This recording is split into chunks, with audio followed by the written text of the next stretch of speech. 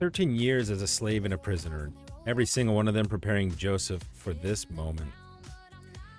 Welcome back to Come Listen With Me. I'm Ricky Black, aka Elder Eleazar, and this is our daily reading for Friday, March 13th of our ongoing 2026 Come Follow Me study of the Old Testament. So before we begin, let's start with a quick prayer. Father in heaven, we thank thee for this day and for the example of Joseph, who served faithfully even when forgotten.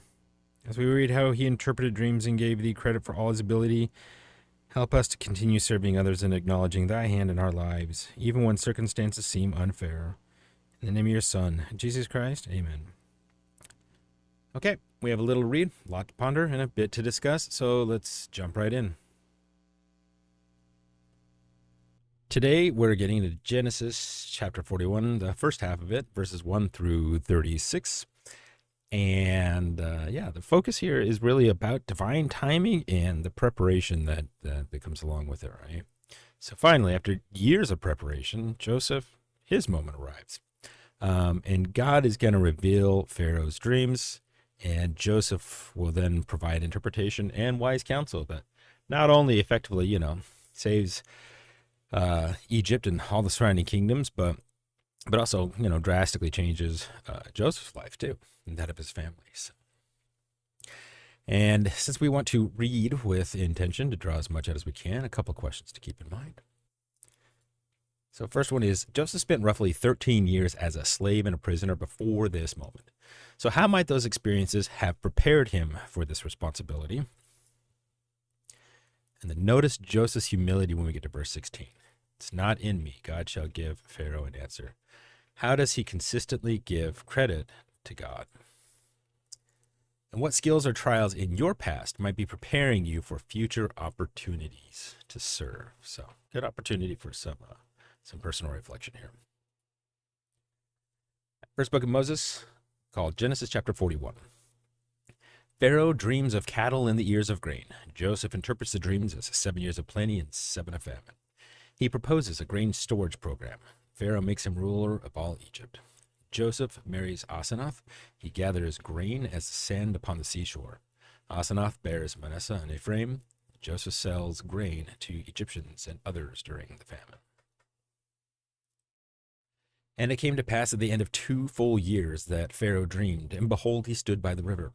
And behold, there came out of the river 7 well-favored kine and fat-fleshed that fed in a meadow. And behold, 7 other kine came up after them out of the river, ill-favored and lean-fleshed, and stood by the other kine upon the brink of the river. And the ill-favored and lean-fleshed kine did eat up the 7 well-favored and fat kine. So Pharaoh awoke. And he slept and dreamt the second time, and behold, 7 ears of corn came up upon one stalk, rank and good. And behold, 7 thin ears and blasted with the east wind sprung up after them. And the 7 thin ears devoured the 7 rank and full ears, and Pharaoh awoke, and behold, it was a dream. And it came to pass in the morning that his spirit was troubled. And he sent and called for all the magicians of Egypt and all the wise men thereof. And Pharaoh told them his dream, but there was none that could interpret them unto Pharaoh. Then spake the chief butler unto Pharaoh, saying, I do remember my faults this day. Pharaoh was wroth with his servants, and put me in the ward with the captain of the guard's house, both me and the chief baker. And we dreamed a dream in one night, and I and he, and we dreamed each man according to the interpretation of his dream. And there was this young man, a Hebrew, servant to the captain of the guard, and he told him, and he interpreted to us our dreams. To each man according to his dream he did interpret. And it came to pass as he interpreted to us, so it was. Me he restored unto mine office, and him he hanged. The Pharaoh sent and called Joseph, and they brought him hastily out of the dungeon. And he shaved himself, and changed his raiment, and came in unto Pharaoh. And Pharaoh said unto Joseph, I have dreamed a dream, and there is none that can interpret it. And I have heard say of thee that thou canst understand a dream to interpret it. And Joseph answered Pharaoh, saying, It is not in me, God shall give Pharaoh an answer of peace. And Pharaoh said unto Joseph in my dream, Behold, I stood upon the bank of the river, and behold, there came up out of the river 7 kine, fat-fleshed and well-favored, and they fed in a meadow. And behold, 7 other kine came up after them, poor and very ill-favored, and lean-fleshed, such as I never saw in all the land of Egypt for badness. And the lean and the ill-favored kine did eat up the first 7 fat kine. And when they had eaten them up, it could not be known that they had eaten them. But they were still ill-favored at the beginning, so I awoke. And I saw in my dream and beheld 7 ears came up in one stalk, full and good.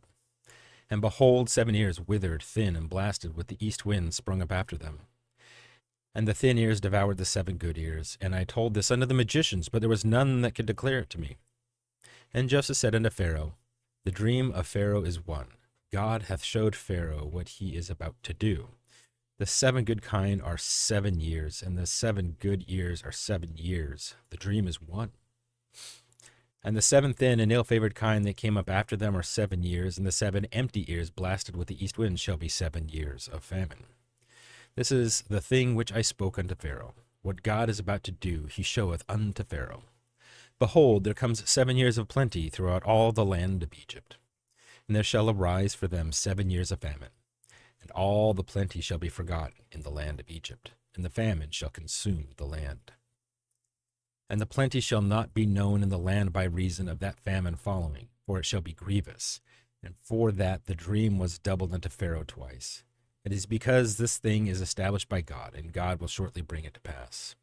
Now, therefore, let Pharaoh look out a man discreet and wise, and set him over the land of Egypt.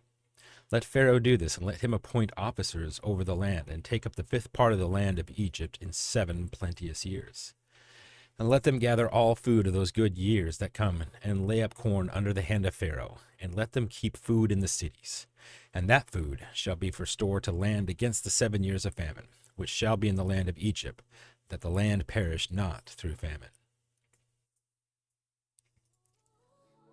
And that's our reading for today. So after 2 full years of waiting, Genesis 41 opens with Pharaoh's troubling dream. And suddenly, finally, the cupbearer, he remembers Joseph. But notice what happens before Joseph even gets to interpret. He has to be cleaned up. Verse 14 says, Pharaoh sent for Joseph, and they quickly brought him out of the pit and shaved himself and changed his clothes. So this is like a really essential piece, because Egyptians were clean shaven. So Asiatic slaves and prisoners had beards. And Joseph had to transform his appearance to be presentable before Pharaoh. So this is the preparation meeting the opportunity. Joseph spent 13 years as a slave and a prisoner, 13 years learning Egyptian customs, Egyptian language, Egyptian administration. If he'd been released earlier, he wouldn't have been ready for this moment. So finally, when he stands before Pharaoh, look at his humility. It is not in me. God shall give Pharaoh an answer of peace. So after 13 years of suffering, Joseph doesn't grab for credit, right? He doesn't leverage this moment of bitterness or self-promotion. He points to God. And then he interprets the dreams. 7 years of abundance followed by 7 years of famine, and he doesn't stop there.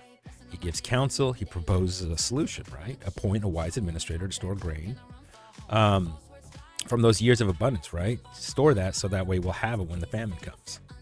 And this is Joseph really operating at the height of his gifts, right? Prophetic insight combined with just practical wisdom. And what does Pharaoh do? Well, he recognizes it, right? He's a smart enough guy. He says, can we find a man like this in whom is the Spirit of God? So here's what we're seeing. God didn't just rescue Joseph from prison. God positioned Joseph to save nations. So every trial is preparation, every delay was a development, and then when the moment came, Joseph was ready. Not only spiritually, but practically and culturally. He had all the tools that he needed to be able to serve. Okay, that's all for today. But tomorrow, we'll see Joseph's elevation to vizier and the fulfillment of those dreams that he had as a 17-year-old boy. But today, just keep this in mind. Think about this, right? None of your preparation is wasted, right? You're not waiting is not meaningless. And when God's timing aligns with your readiness, that's when the breakthrough will be bigger than you ever possibly imagined. Anyway, that's all for today, folks. So I'll see you tomorrow for the conclusion of this week's reading, where we get Joseph's elevation to vizier, the beautiful redemption of all of his suffering. And thank you. Thank you for trusting this whole process, for believing your preparation isn't wasted, and for knowing that God is working even in the delays. So I appreciate you all, and thank you for spending some of your precious time to come listen with me.